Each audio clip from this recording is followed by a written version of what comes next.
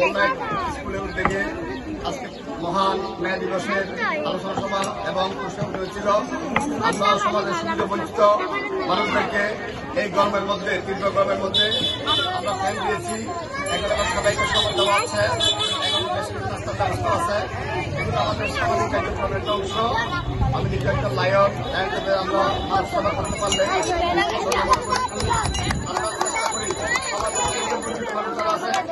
যারা বিত্তমান আছে সবাই যদি এগিয়ে আসে তাহলে সমাজ যাবে। সমাজে যারা সুবিধাবঞ্চিত মানুষ